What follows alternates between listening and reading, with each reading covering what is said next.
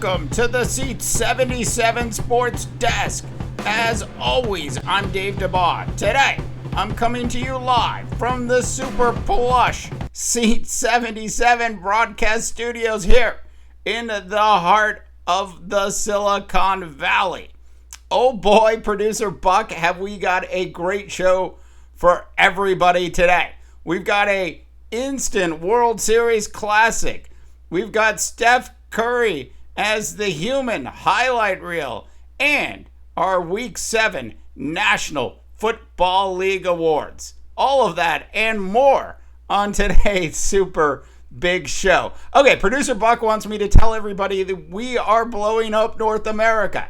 TuneIn Radio, iTunes, subscribe to either of those channels. If you haven't had a chance, check out the super cool Seat 77 app. It streams all sorts of sports coverage from around the world. You can download that at the Apple App Store and, of course, Google Play.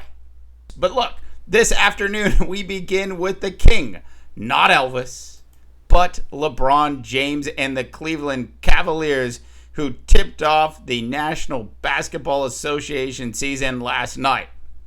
Now, I'm not sure if you remember, but as I mentioned yesterday, I had the Bulls winning this game. But what I didn't expect was how close this game was actually going to be. I mean, we got into the fourth quarter, and for some reason, goodbye Kevin Love. Kevin Love actually showed up and started draining threes, and before I knew it, we had a game. In fact, LeBron actually had a chance to tie the game. He drove to the hoop, and guess, producer Buck, who blocked his shot. That's right, the most feared defender in the National Basketball Association, Paul Gasol.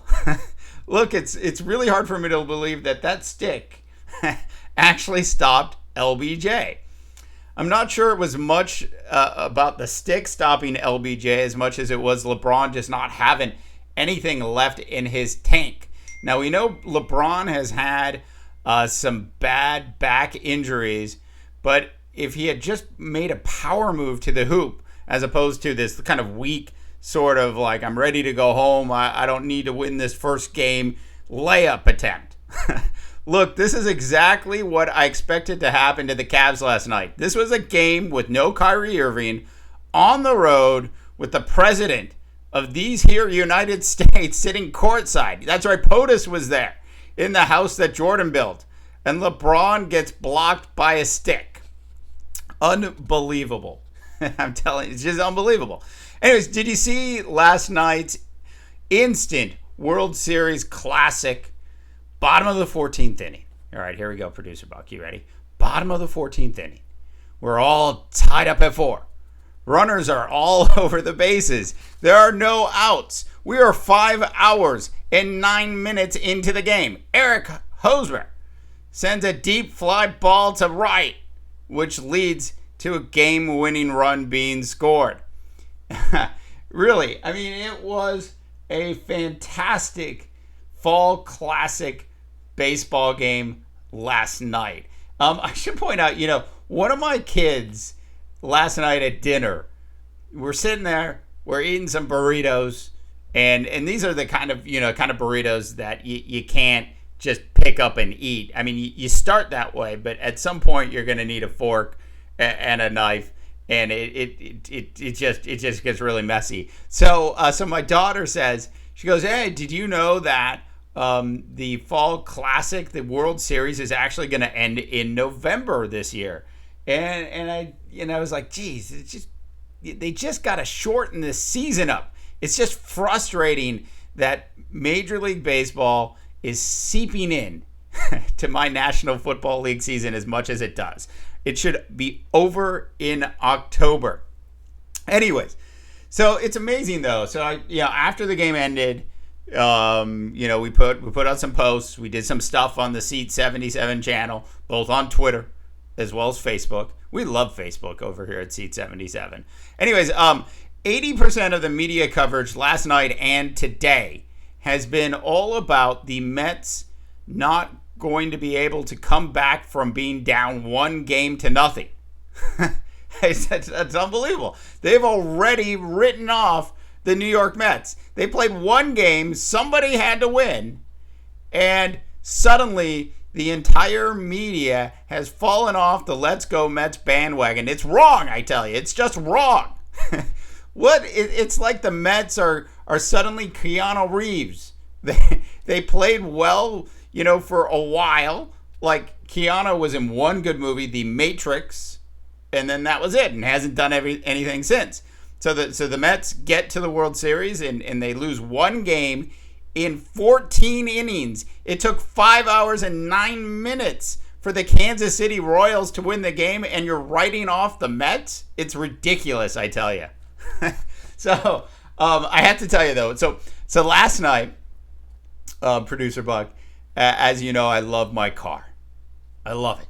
And so I was driving home from the Big Seat 77 studio, and I had to tell you the story. So I have two options as I'm driving home, and I can go side roads or I can go freeway. Now look, I believe in the freeway, but for whatever reason, I was like, it's a long day.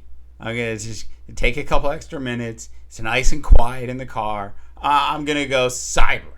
So that's right, Producer Buck. So I went side road. So I'm going side road, and so there's this one main road that I have to take to kind of get home to the big house, and it's got a speed limit of 25, and for whatever reason, people actually followed this speed limit, and so I got stuck behind an older, beat up car. It's got dents in it. It's rusting, and it's driving, and I clocked it 22.5 miles per hour.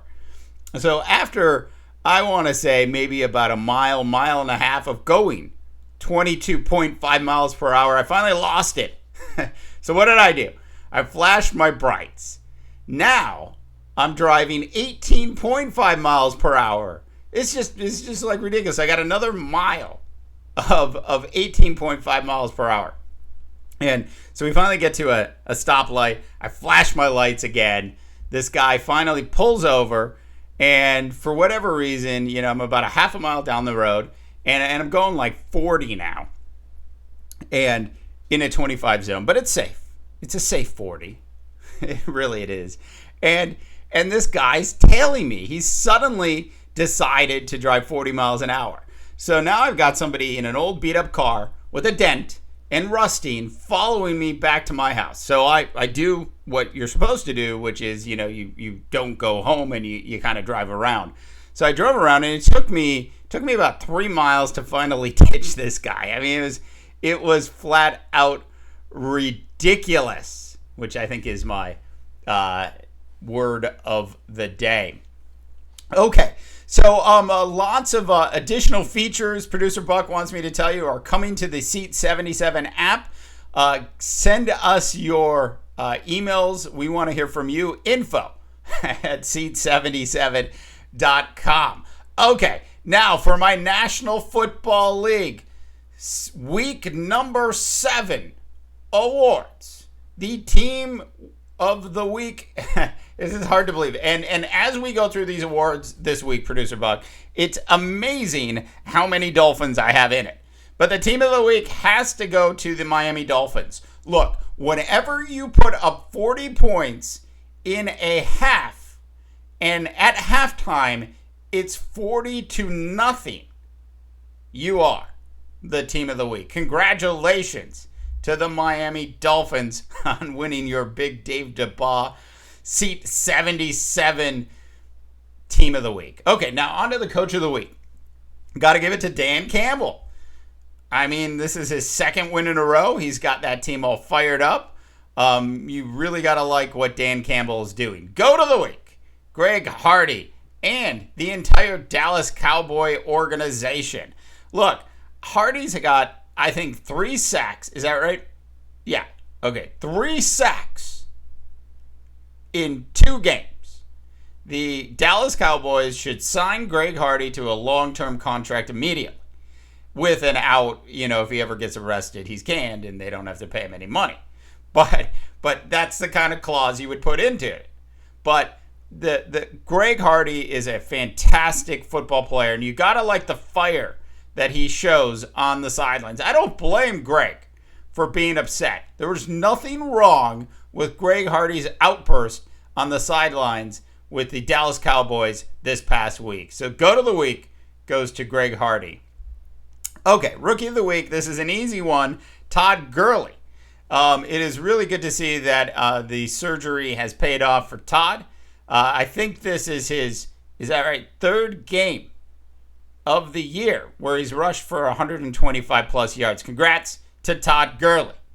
QB performance of the week has to go to Ryan Tannehill. Fantastic week, 40-0. What else can I say? Running back performance of the week. Yes, another Dolphin. Lamar Miller wins the big award. And the best wide receiver performance of the week goes to Amari Cooper. Amari Cooper has joined Randy Moss, and Anquan Bolden as the only 3 wide receivers in the history, Producer Buck, of the National Football League to actually go for over 500 yards in his first 6 games.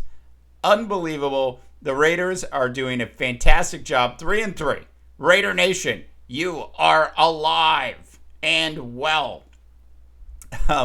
And the best tight end performance of the week has to go to Rob Gronkowski. And of course, the coach of the week goes to the dark one. That is Bill Belichick. Okay. Before we wrap the big show up tonight, one last quick little blurb or story or note, if you will, from the start of the National Basketball Association. Last night, the Dub Nation Golden State Warriors received their rings. And I have to say, it was a very classy handling of the ring presentation. Alvin Gentry, who's the new head coach of the New Orleans Pelicans. They're going to move to Houston. They're going to have 2 basketball teams in Houston. Anyways, Alvin Gentry, who's the new head coach, was the assistant coach, and well-liked assistant coach. And the fans that know basketball, and I'm telling you, the people in Oakland and all of Dub Nation, they are an extremely intelligent group of basketball fans. They know, like I know, and like you know, Producer Buck, that Alvin Gentry was one of the key reasons the Golden State Warriors were able to win the championship last year. He got one of the top 3 standing ovations at the ring ceremony last night in Oakland. As to the game, I have to say, the human highlight reel is back. And it's a little bit different than Dominique Wilkins, but Steph Curry is amazing. Now, I've been watching Steph play since he got, out of college, and he's just gotten better and better and better. But those 3-point shots that he drains, it's like the rotation and the spin on the ball, it's like perfect. Some of the shots, Producer Buck, are actually like literally like they go in through the net, and it's almost like they don't even touch the net. It's amazing. It's almost like he's using a smaller ball. It's amazing. 24 points for Steph last night in the first quarter of the game. He finished with 40. You can anybody that is not including Steph Curry as a leading candidate for the MVP in the National Basketball Association at the start of the season is crazy. And there are a lot of people out there that aren't. And I don't understand. Anyways, I believe, so vote for Steph when the MVP award comes up. And Dub Nation, congrats on raising the banner. Okay, so download the Big Seat 77 app, subscribe to the big channel. We are back tomorrow with more fun for Producer Buck, who's always silent, for the Seat 77 Sports Desk. I'm Dave Dabbah, reminding you that not all news is real. Some of it is fake, and Good luck, North America.